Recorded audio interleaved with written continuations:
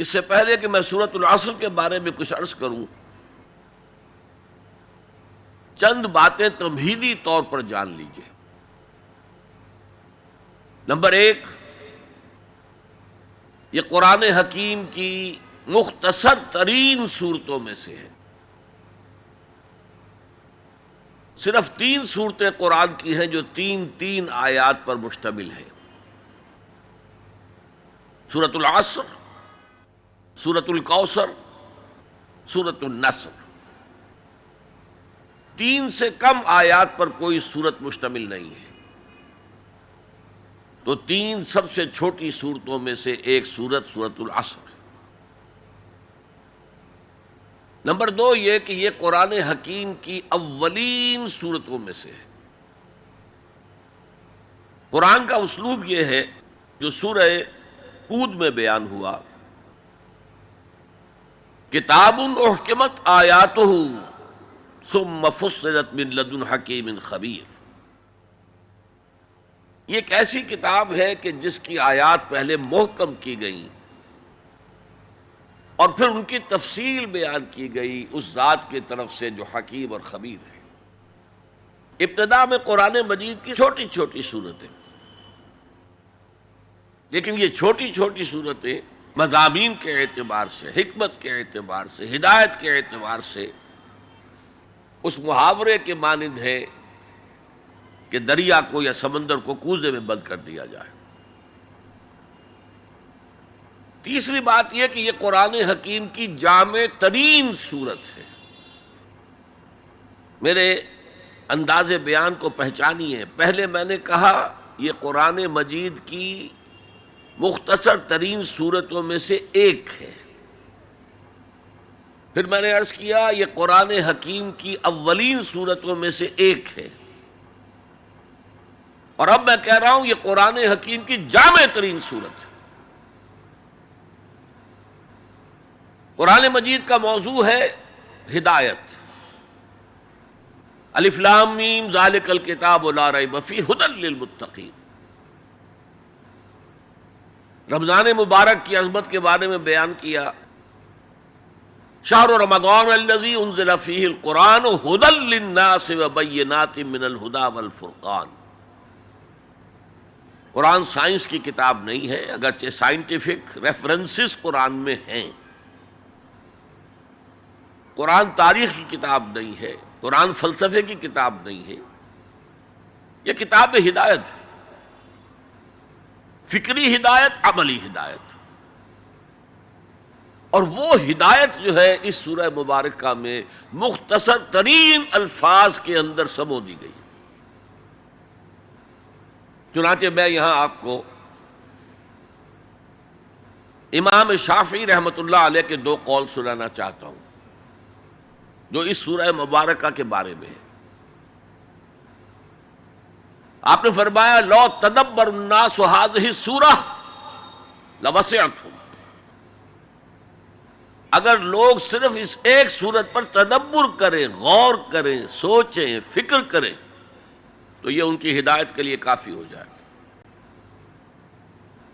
اس سے بھی زیادہ بڑا قول جو مفتی محمد عبدہ نے اپنی تفسیر پارہ عم میں بیان کیا ہے: لو لم ينزل من القرآن سواها لکفت الناس۔ اگر قرآن میں سوائے اس ایک سورت کے اور کچھ نازل نہ ہوتا تب بھی لوگوں کی ہدایت کے لیے کافی تھی۔ اسی جامعیت کی بنا پر صحابہ کرام کا ایک طرز عمل امام راضی نے لکھا ہے: کان الرجلان من اصحاب النبی صلی اللہ علیہ وسلم اذا التقیا لم يتفرقا حتى يقرأ احدهما على الاخر سورة العصر ثم يسلم احدهما على الاخر۔ نبی اکرم صلی اللہ علیہ وسلم کے صحابہ کا معمول تھا کہ جب وہ باہم ملاقات کرتے تھے تو اس وقت تک علیحدہ نہیں ہوتے تھے جب تک ایک دوسرے کو سورۃ العصر نہ سنا لیں۔ اس کے بعد وہ پھر سلام کرتے تھے اور اپنے اپنے راستے پر چلے جاتے تھے۔ یعنی تذکیر کے لیے، یاد دہانی کے لیے ہدایت کے جملہ مراحل کو واضح کرنے کے لیے ایک ایک لفظ میں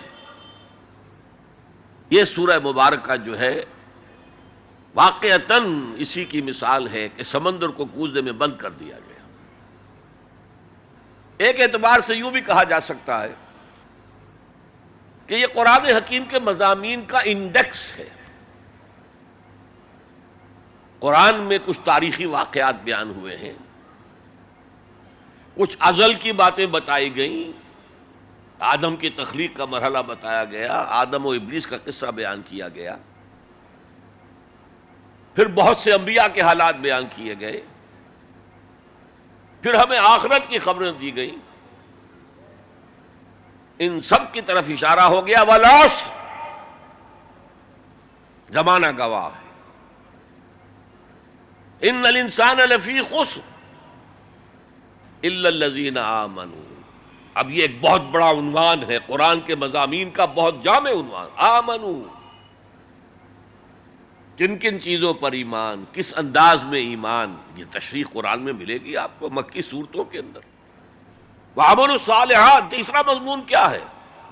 اچھے اعمال، صالح اعمال، اسی کی تفسیر تو ہے، اخلاقی تعلیمات ہے، بیسک ہیومن مورالٹی کا تذکرہ ہے، پھر شریعت کے احکام ہیں، یہ کرو یہ نہ کرو، یہ سب کیا ہے؟